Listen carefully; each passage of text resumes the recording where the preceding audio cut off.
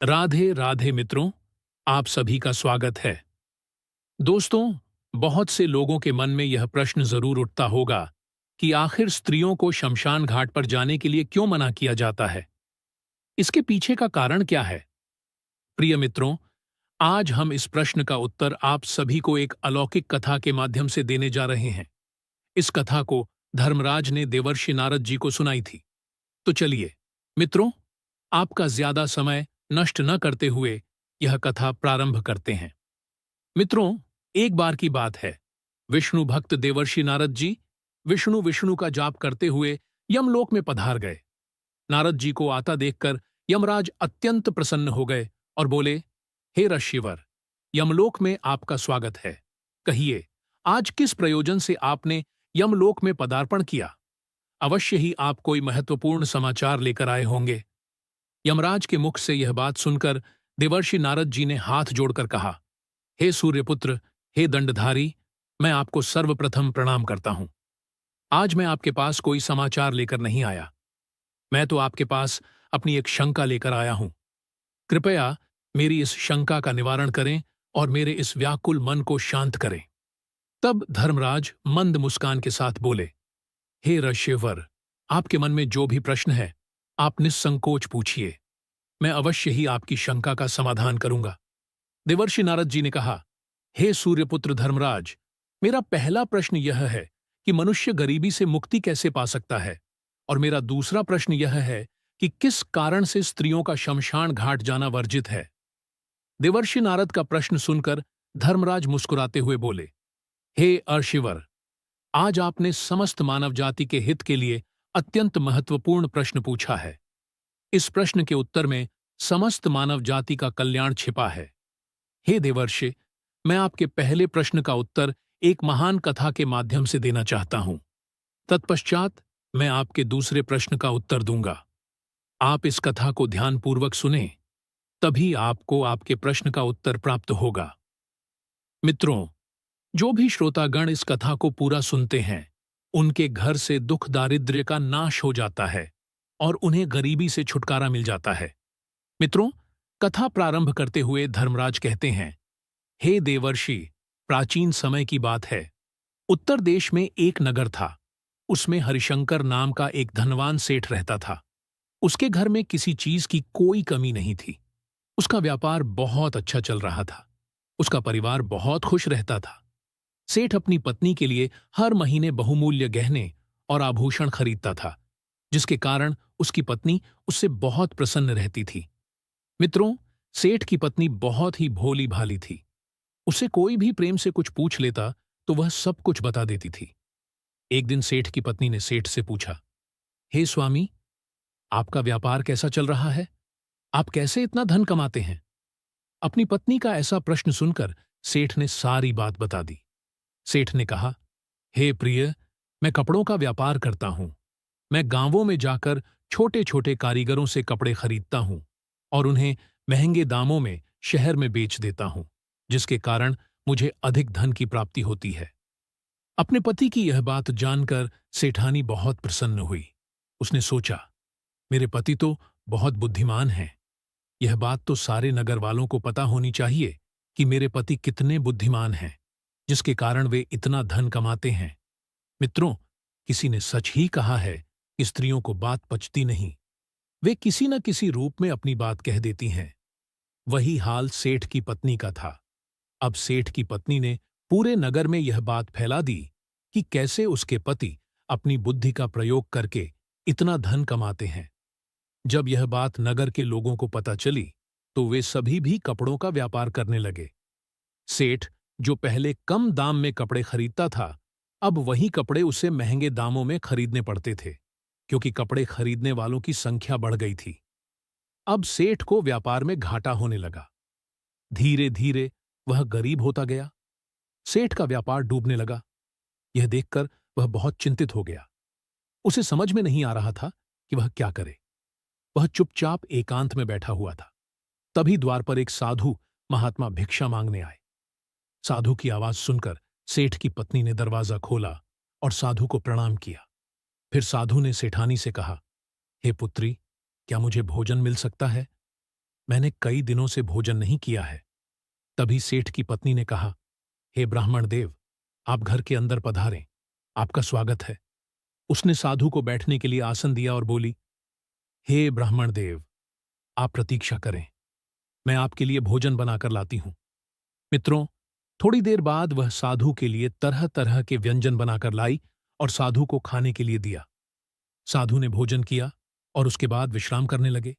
तभी सेठ वहां आए और उन्होंने साधु को प्रणाम किया और शांत भाव से उनके समीप बैठ गए। सेठ को इस प्रकार चिंतित देख साधु ने कहा, हे पुत्र, क्या बात है? आप अशांत लग रहे हैं। आपकी चिंता का कारण क्या है? तभी सेठ ने कहा, हे ब्राह्मण देव, मेरा व्यापार बंद होने वाला है, क्योंकि नगर में बहुत से लोगों ने कपड़ों का व्यापार शुरू कर दिया है, जिसके कारण हमें व्यापार में घाटा हो रहा है। इसलिए मैं इतना चिंतित हूं। सेठ की बात सुनकर साधु ने एक लंबी सांस ली और सेठ से पूछा, बेटा, क्या आपने किसी को बताया था कि आप किस प्रकार अपना धन अर्जित करते हैं? किस प्रकार आप अपनी जीविका चलाते हैं? तब सेठ ने कहा, हे ब्राह्मण देव, यह बात मेरी पत्नी ने मुझसे पूछी थी। तब मैंने उसे बताया था कि मैं कपड़ों का व्यापार करके धन अर्जित करता हूं। सेठ की बात सुनकर साधु पूरी बात समझ गए और सेठ से बोले, बेटा, आपने जीवन में बहुत बड़ी गलती कर दी है। आपको किसी से भी यह बात नहीं बतानी चाहिए थी, चाहे वह आपकी पत्नी ही क्यों ना हो। मित्रों, आगे साधु कहते हैं, हे पुत्र, आज मैं तुम्हें एक कहानी सुनाता हूं। इस कहानी के माध्यम से मैं बताऊंगा कि चाहे कितने भी सगे संबंधी हों, उन्हें यह 3 बातें कभी नहीं बतानी चाहिए। यदि आप इन तीनों बातों का पालन करते हैं तो गरीबी आपके आसपास भी नहीं भटकेगी। प्रिय मित्रों, कहानी सुनाते हुए साधु सेठ से कहते हैं, हे पुत्र, प्राचीन काल की बात है। एक नगर में एक गरीब आदमी रहता था। वह इतना गरीब था कि अपने परिवार के लिए ठीक से भोजन भी नहीं जुटा पाता था।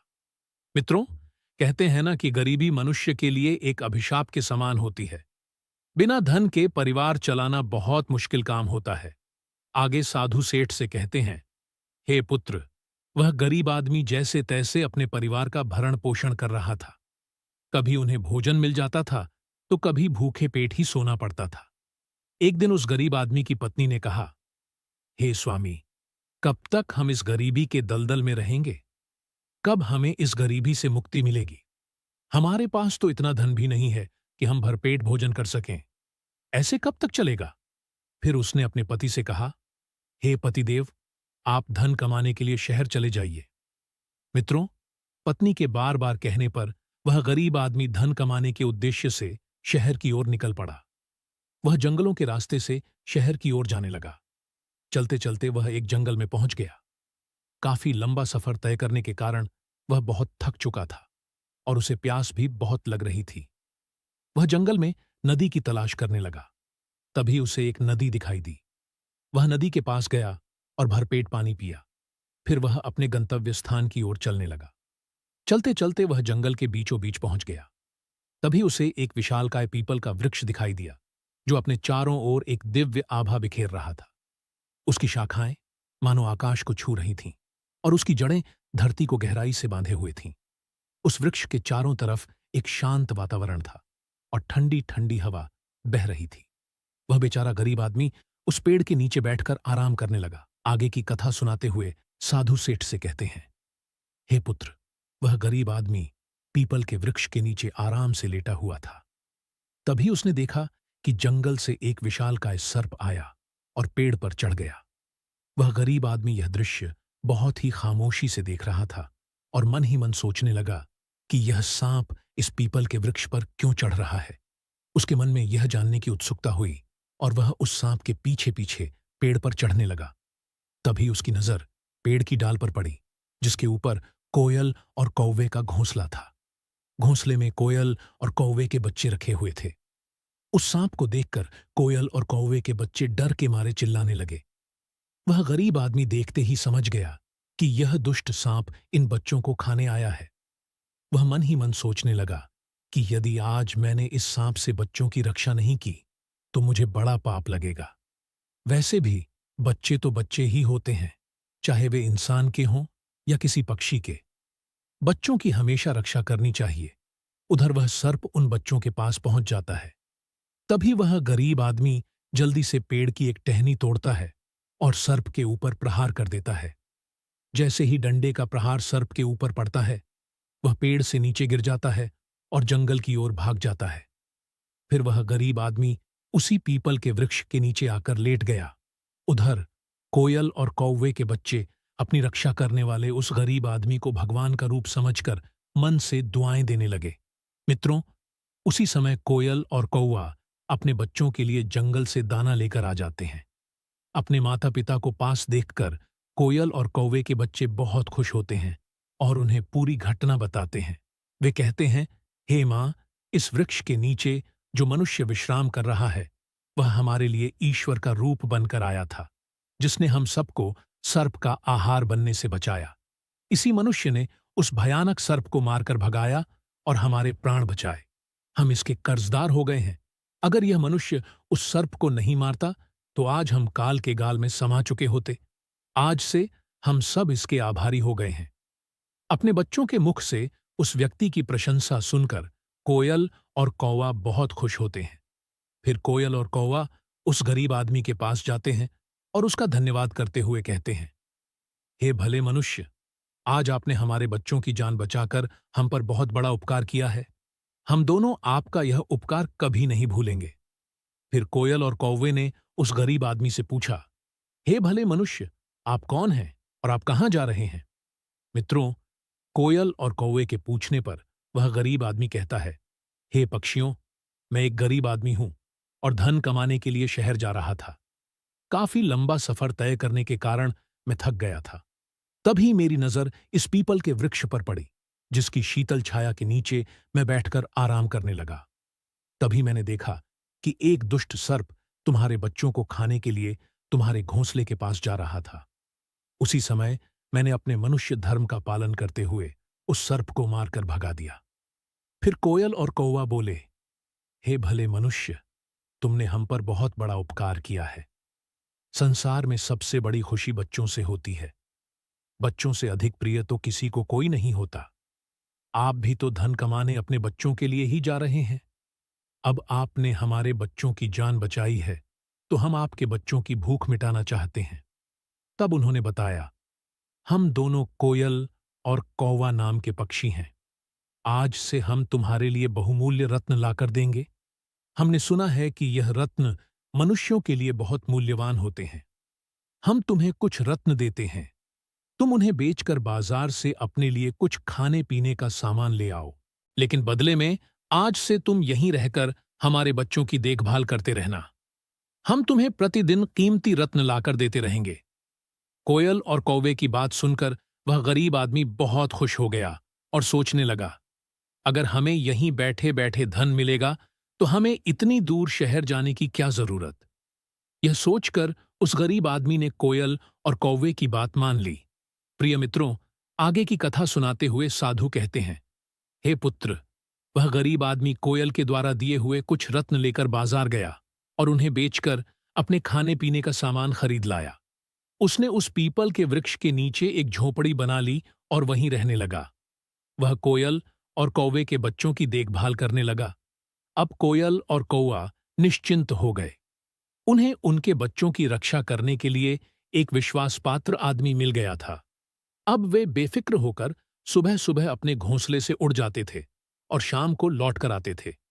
अपने बच्चों को घोंसले में सुरक्षित देखकर वे बहुत खुश होते थे और उस गरीब आदमी का धन्यवाद करते थे। बदले में उसे बहुमूल्य रत्न लाकर देते थे। इस तरह धीरे धीरे कोयल और कौवे के बच्चों की देखभाल करते करते उसे कई महीने बीत गए। इधर कोयल और कौवे के बच्चे भी धीरे धीरे बड़े हो गए। अब उस गरीब आदमी को अपनी पत्नी और बच्चों की याद आने लगी। फिर उसने एक दिन कोयल और कौवे से कहा, हे पक्षियों, बहुत दिन हो गए, मैं अपने घर नहीं गया। पता नहीं मेरी पत्नी और बच्चे कैसे और किस हाल में हैं। यह सुनकर कोयल और कौवा बोले, हे भले मनुष्य, अब तुम निश्चिंत होकर अपने घर जाओ और अपने बच्चों के साथ रहो। हमारे बच्चे भी अब उड़ने के काबिल हो गए हैं। अब हमें कोई भय नहीं है। तुम अपनी पत्नी और बच्चों की देखभाल करो। यदि कभी तुम्हें हमसे मिलने का मन करे तो तुम इसी स्थान पर आ जाना। मित्रों, इतना कहकर कोयल और कौवा उस गरीब आदमी को ढेर सारे रत्न दे देते हैं। अब वह गरीब व्यक्ति उन रत्नों को अपने साथ लेकर अपने घर पहुंच जाता है। उसने वे रत्न अपनी पत्नी को दिखाए। इतने सारे रत्न एक साथ देखकर उसकी पत्नी बहुत प्रसन्न हुई। उसने पूछा, पतिदेव, तुम ये कीमती रत्न कहां से लेकर आए हो? तब उस आदमी ने अपनी पत्नी से कहा, हे प्रिय, ये सारे रत्न मुझे कोयल और कौवे ने दिए हैं। मैं कई महीने से कोयल और कौवे के बच्चों की देखभाल कर रहा था। बदले में उन्होंने मुझे ये बहुमूल्य रत्न दिए हैं। ये रत्न बहुत कीमती और अनमोल हैं। इन्हें बेचकर हम धनवान बन सकते हैं और इस गरीबी के अभिशाप से बाहर निकल सकते हैं। अब हम इन रत्नों को बेचकर अपने बच्चों के लिए अच्छे अच्छे वस्त्र लाएंगे और तुम्हारे लिए नए नए आभूषण बनवाएंगे। मित्रों, आगे साधु सेठ से कहते हैं, हे पुत्र, अब वह आदमी उन रत्नों को बेचकर बाजार से अपने घर का सारा जरूरी सामान ले आया और अपने लिए एक बहुत ही सुंदर घर बनवाया। फिर वह अपनी पत्नी और बच्चों के साथ आराम की जिंदगी जीने लगा। प्रिय मित्रों, एक दिन उस राज्य के राजा सूर्यदेव की तबीयत अचानक खराब हो गई और वह एक गंभीर रोग से ग्रसित हो गए। राजा का इलाज करने के लिए दूर दूर से बड़े बड़े वैद्य हकीम राजा का इलाज करने के लिए आने लगे और अपने अपने तरीके से इलाज शुरू कर दिया। लेकिन राजा के स्वास्थ्य में कोई सुधार नहीं हुआ। फिर एक दिन राजकीय वैद्य ने कहा, महाराज, इसका एकमात्र इलाज यही है कि आपको किसी कोयल के बच्चे का मांस मिल जाए तो आप बिल्कुल ठीक हो सकते हैं। वैद्य की यह बात सुनकर राजा सूर्यदेव ने अपने मंत्री को बुलाया और कहा, जाओ, इसी समय राज्य में घोषणा करवा दो कि जो भी व्यक्ति राजा को कोयल लाकर देगा उसे 100 स्वर्ण मुद्राएं उपहार में दी जाएंगी। राजा के आदेशानुसार मंत्री ने सारे राज्य में घोषणा करवा दी कि जो भी व्यक्ति महाराज के लिए कोयल लेकर आएगा उसे उपहार में 100 स्वर्ण मुद्राएं दी जाएंगी। यह बात पूरे राज्य में हवा की तरह फैल गई। नगर के लोग कोयल की तलाश में इधर उधर जंगलों में जाने लगे, लेकिन किसी को भी कोयल नहीं मिली। अंत में सबके हाथ में निराशा ही आई। प्रिय मित्रों, आगे की कथा सुनाते हुए साधु सेठ से कहते हैं, हे पुत्र, एक दिन उस गरीब आदमी की पत्नी अपने पड़ोस में कुछ स्त्रियों के साथ बैठकर बात कर रही थी। तभी बातों ही बातों में उन सबके बीच कोयल की चर्चा छिड़ गई।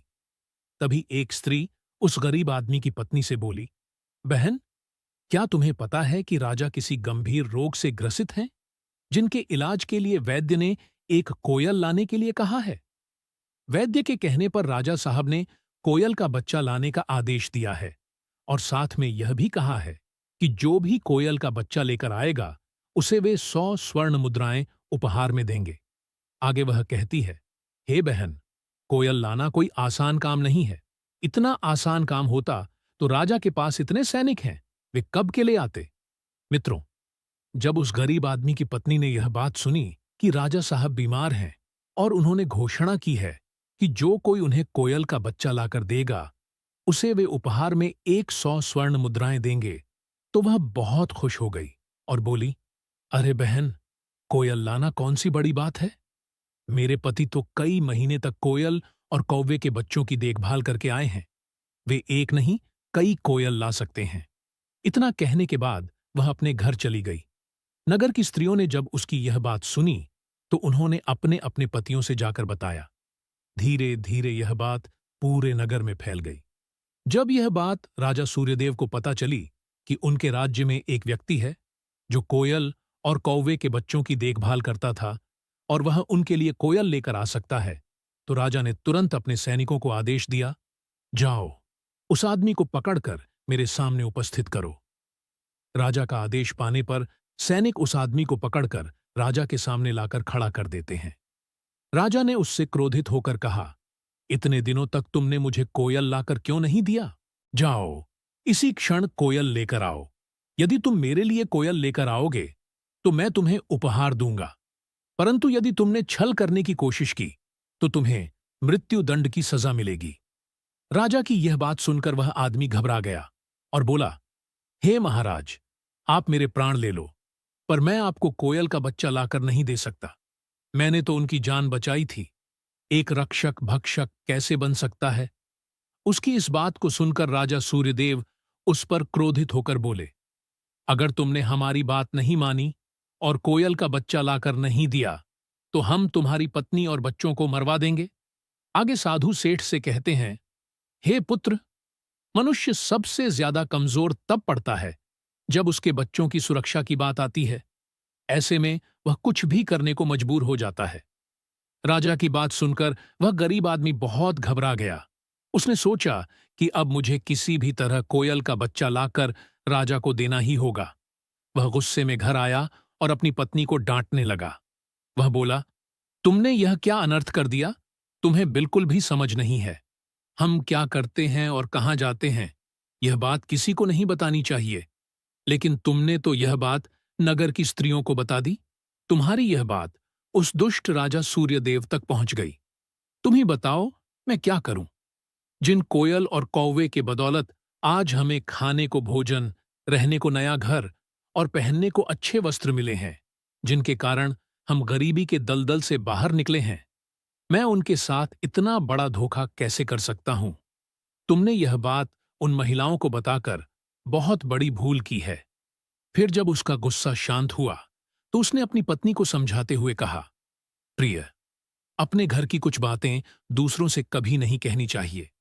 पहली बात, आपके घर में कितना धन है और आपकी कमाई का स्रोत क्या है, यह बातें दूसरों से कभी नहीं बतानी चाहिए। दूसरी बात, घर में आपसी प्रेम की बातें, पति पत्नी के प्रेम की बातें बाहर वालों के सामने नहीं करनी चाहिए। तीसरी बात, आपसी लड़ाई झगड़े, मतभेद, मान अपमान की बातें कभी दूसरों के सामने नहीं करनी चाहिए, वरना लोग हमारी गुप्त बातें जानकर, हमारी कमजोरी को समझकर हमारा फायदा उठाते हैं। चौथी बात, अपनी कमजोरी दूसरों के सामने न बताएं और अपनी उन्नति का राज किसी को न बताएं। जिन बातों के कहने से आपके परिवार पर दुख आ सकता है, वे बातें कभी नहीं बतानी चाहिए।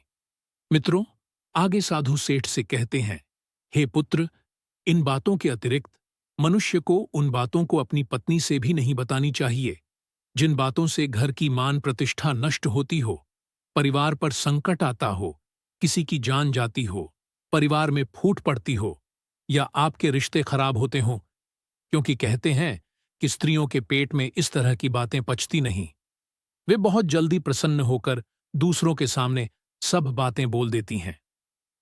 आगे साधु कहते हैं, हे पुत्र, वह गरीब आदमी अपनी पत्नी से बोला, हे प्रिय, तुम्हारी यह एक गलती आज हमारे परिवार को मौत के मुंह में डाल रही है। यदि तुमने इस बात को छुपा लिया होता तो आज हम निर्भय होकर अपने घर में खुशहाल जीवन व्यतीत कर रहे होते। अब राजा की आज्ञा है तो कोयल का बच्चा लाकर राजा को देना ही पड़ेगा। यदि मैंने उनके आदेश की अवहेलना की तो वे पूरे परिवार को मृत्युदंड दे देंगे। इस पाप के लिए भगवान मुझे कभी माफ नहीं करेंगे। जिन बच्चों की मैंने इतने दिन देखभाल की, जिन्हें मैंने काल के गाल से बचाया, अब मैं उन्हें किस प्रकार मौत के मुंह में डाल सकता हूं? तभी उसकी पत्नी कहने लगी, हे पतिदेव, अब तो जो होना था हो गया। अब हमें अपनी और बच्चों की जिंदगी बचानी है, इसलिए आपको यह पाप करना ही पड़ेगा। फिर वह गरीब आदमी बहुत ही उदास मन से लाचार होकर जंगल की ओर चल पड़ा, जहां वह कोयल के बच्चों की देखभाल करता था। उधर जब कोयल और कौवा और उनके बच्चों ने उस गरीब आदमी को अपने पास आता हुआ देखा तो वे बहुत खुश होने लगे। अपने बच्चों को इतना खुश देखकर कोयल और कौवा कहने लगे, अरे बच्चों, तुम इतने खुश क्यों हो रहे हो? वह तो तुम में से किसी एक को लेने आ रहा है। तुम में से कौन है जो आज उसके साथ जाकर उसकी और उसके बच्चों की जान बचाएगा? फिर कोयल कहता है, बच्चों, लेकिन एक बात याद रखना, तुम में से जो भी उसके साथ जाएगा वह कभी लौटकर नहीं आएगा। वह नगर के राजा का भोजन बन जाएगा। तभी कोयल के एक बच्चे ने पूछा, पिताजी, आप ऐसा क्यों कह रहे हैं?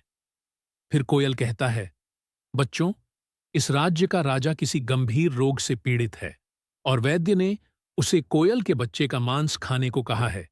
इसलिए तुम में से किसी एक को वह लेने के लिए आया है। यदि तुम में से कोई उसके साथ जाने को तैयार है तो वह जा सकता है। तभी उनमें से एक बच्चा कहने लगा, हे पिताजी, उस आदमी ने ही हम सबकी जिंदगी बचाई है और आज वह आदमी बहुत बड़ी मुसीबत में है। ऐसे समय में हमें भी उसकी मदद करनी चाहिए, चाहे हमारी जान ही क्यों न चली जाए। हम उसके साथ जरूर जाएंगे। उधर वह आदमी उदास मन से उस पीपल के वृक्ष के पास आता है और कोयल कौवे से दुखी मन से सारी व्यथा सुना देता है। उसकी बात सुनकर कोयल कौवा कहते हैं, हे भाई, आप चिंता न करें, हमारे बच्चे तुम्हारे साथ जाने के लिए तैयार हैं। तुम इनमें से किसी एक को ले जाओ। अब वह गरीब आदमी दुखी मन से एक कोयल के बच्चे को लेकर लौट आता है और सीधा राजमहल में जाकर राजा को दे देता है। राजा उस कोयल के बच्चे को एक पिंजरे में बंद करवा देता है और अपने नौकर से कहता है, जाओ, इसे सुरक्षित स्थान पर रख दो, कल हम इसका मांस खाएंगे। राजा के कहे अनुसार नौकर उस कोयल के बच्चे को सुरक्षित स्थान पर रख देता है। तभी अचानक से साधु चुप हो जाते हैं। फिर सेठ कहता है, हे मुनिवर, आप अचानक से चुप क्यों हो गए? आप आगे की कथा सुनाइए। यह कथा बहुत ही ज्ञान से परिपूर्ण है।